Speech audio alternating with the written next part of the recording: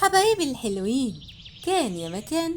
في زمان ما كانش فيه الأيام مجرد أرقام، لأ، كانت فصول من الحكايات. عاش في كوكبنا الساحر كيانين عكس بعض بالظبط، زي ما هما بيكملوا بعض. النار بلهبها اللي بيرقص ودفئها اللي بيرجع الروح، والمية بتدفقها اللي بيجري وهدوءها اللي بيغسل أي تعب. كانوا دايما بيتخانقوا مين فيهم الأهم، مين فيهم الأقوى.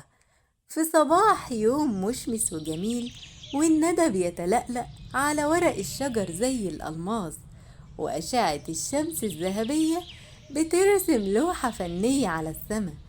صوت النار على الفخر وهي بتقول: أنا أنا اللي بدي الدفى لكل كائن حي في ليالي الشتاء.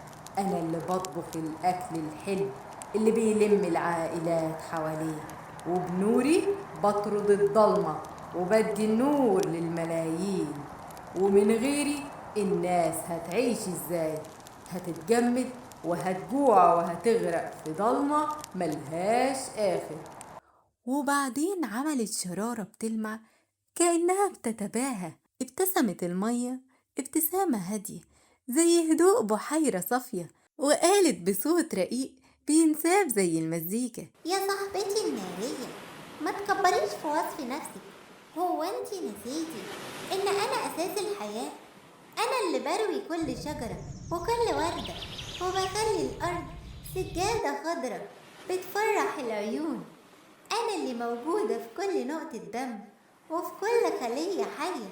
ازاي البشر يقدروا يعيشوا اليوم واحد من غير نقطة مية؟ هيتبلوا وهيعطشوا، والأرض هتبقى صحراء قاحلة ما فيهاش أي حياة. أنا سر البقاء وأساس الوجود. وبعدين اتحركت موجة صغيرة بلطف كأنها بتأكد كلامها. احتد النقاش بينهم، والنار بدأت تتوهج أكتر، وكانت غضبانة وقالت لها: بس انتي بتطفيني، لو قربتي مني شرارتي بتتحول لرماد بارد بتقضي على وجودي.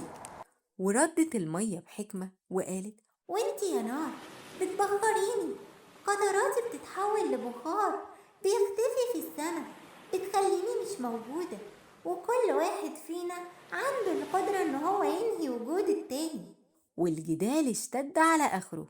ظهر في الأفق كائن كبير وعجوز، وهو جبل الحكمة الشاهق اللي شاف العصور والأزمنة بتعدي.